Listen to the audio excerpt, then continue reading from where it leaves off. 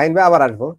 রাশেদ হায়দার ভাই, আপনাকে আমি এই রিপোর্টটা একটু বলি যে ওই যে যে গোয়েন্দা দ্বারা যে রিপোর্টটা তৈরি করেছে সেটা হচ্ছে ঢাকার দায়িত্বে সাবেক স্বরাষ্ট্রমন্ত্রী কামাল, ভারতের ট্রেনিং সমন্বয়ের দায়িত্বে সাবেক এসপি প্রধান মনিরুল, গোপালগঞ্জে অনুকূল পরিবেশে দেওয়া হচ্ছে ট্রেনিং, বসুন্ধরা আবাসিক এলাকায় ওয়ার্কশপের নামে ক্যাডারদের প্রশিক্ষণ। এই হচ্ছে গোয়েন্দাদের প্রতিবেদনের সামারি। এখন কথা হচ্ছে এইটা কি উদ্দেশ্য প্রণোদিত রিপোর্ট যে আওয়ামী লীগের নেতা কর্মীদেরকে আরো বেশি হয়রানি করবার জন্য এটা, নাকি এর মাঝে ন্যূনতম সত্যতা থাকতে পারে? রাশেদ হায়দার ভাই একটু যদি বলেন।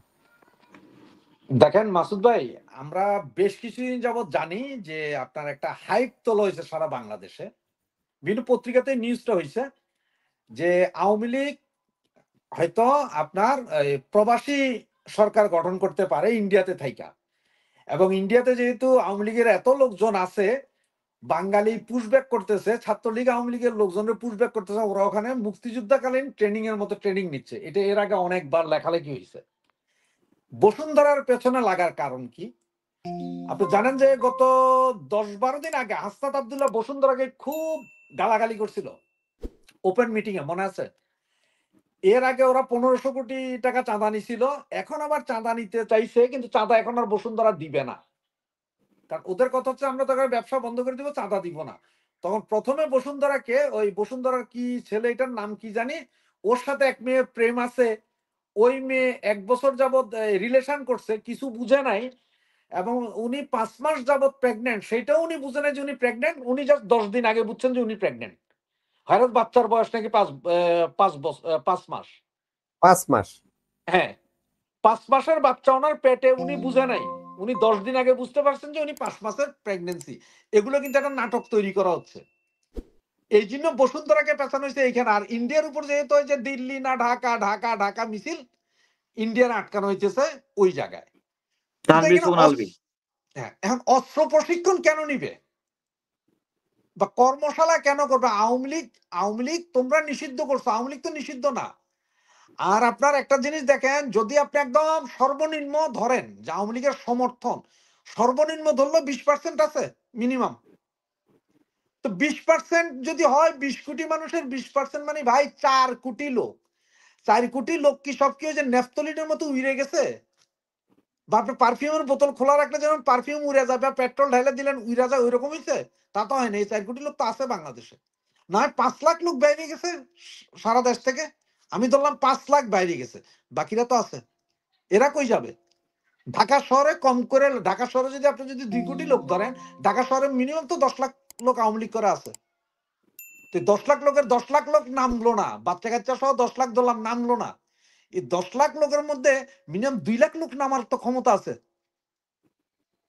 শুধু যদি ঢাকা ধরি, ঢাকা সিটি ধরি, এরপর আসে আমার নারায়ণগঞ্জ, মানিকগঞ্জ, যেগুলো থেকে 1-1.5 ঘন্টা 2 ঘন্টাতে হাইটা চলে আসা যায়।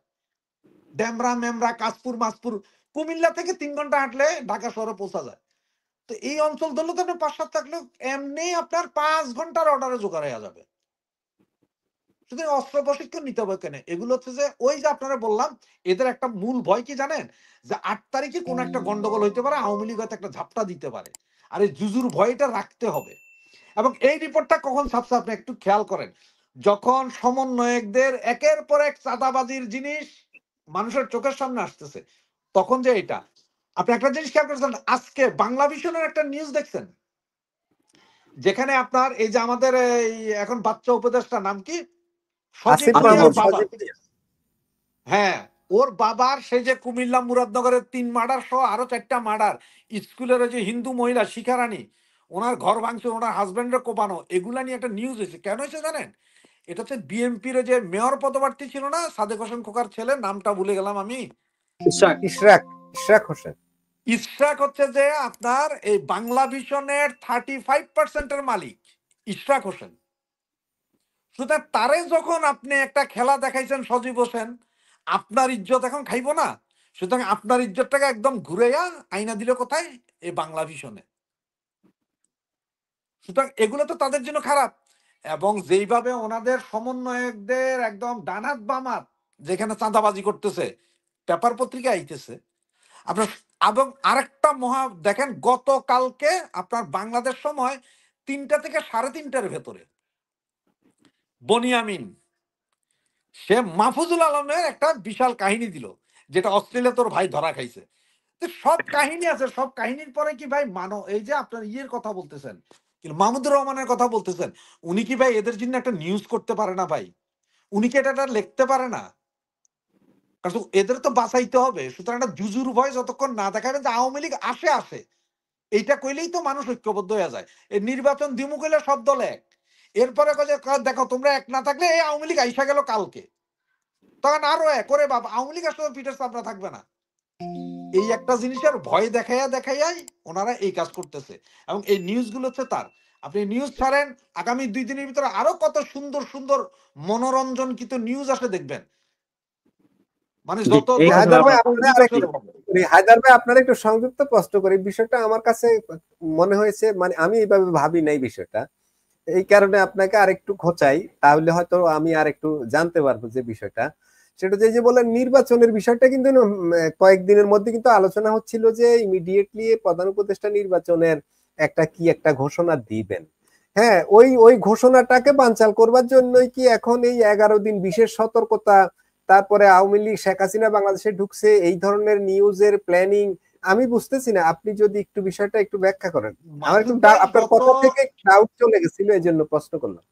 সম্ভবত গত পরশু দিনই আমি আপনি আর এই শাহিন ভাই এই জিনিসটা নিয়ে আলোচনা করছিলাম আপনার এই চ্যানেলেই।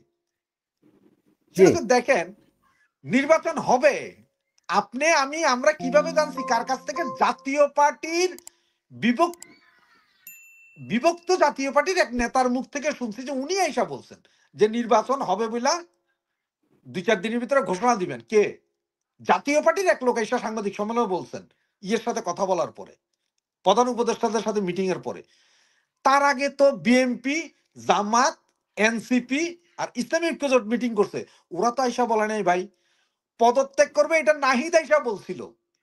আর নির্বাচন হবে এইটা কিন্তু এখন পর্যন্ত আপনার এই যে আমাদের যে প্রেস সচিব আছেন বা ডাস্টবিন শফিক, এরা কেউ কি আইসা বলছে?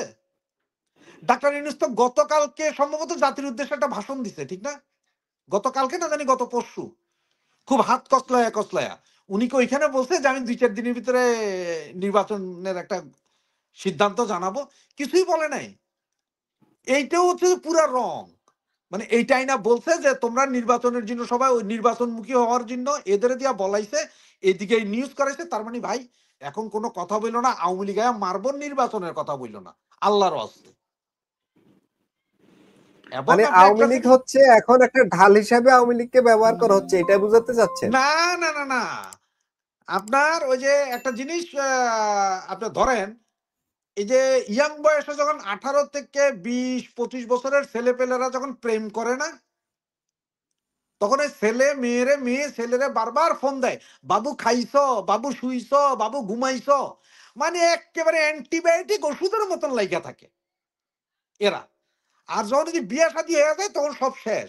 সুতরাং এই যে যতগুলো দল আছে এদের আওয়ামী লীগের কোরামিন খাওয়ানো হইতেছে, যে আগে কালা জ্বরে না কোরামিন ট্যাবলেট খাওয়াইতো না, ওইরকম খাওয়াইতেছে, মানে অ্যান্টিবায়োটিক। বাবারে এইটা খাইলে, এইটা একটু গিললেই ওদের সব নির্বাচন টির্বাচন সব ভুলা যায়, তখন ঐক্যবদ্ধ হইয়া জায়গা। এটি হচ্ছে এই মূল কাহিনীটা এইখানে। এইসব নির্বাচন ফির্বাচন ভুলা যান। তবে একটা খেলা শুরু হয়েছে, সেটা হচ্ছে যে সমন্বয়কদের দুর্দিন আসতেছে। এই যে যেইভাবে এখন বাইর হইতেছে আর কি আপনার চাঁদাবাজি, অমুকবাজি, তমুকবাজি, এটা কিন্তু ওদের জন্য সিগনাল।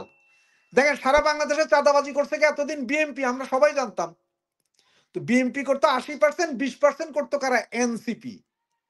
এনসিপির তো সব বাচ্চা বাচ্চা পোলাবেন, রিক্সাওয়ালার পোলাবেন, অমুকের পোলাবেন। এরা করলো কি, যে বিএনপি আগে কইছে ভাই আমার এলাকায় আমি বাদ, তোমার এলাকায় তুমি, কেউ কারো এলাকায় যাব না। তো এইসব পোলাপাইন শুনে নেয়, ইজম আছে না গায়ে এখনো, হেরা যাই করলো কি বিএনপির এলাকায় যায় চাঁদাবাজি শুরু করলো, দায় দায়িত্ব বিএনপির ঘাড়ের উপর চাপান শুরু করলো। তখন বিএনপি গুলো এটা তো মুসিবত, আমি একাই চাঁদা খাইতেছি, এটা তো না।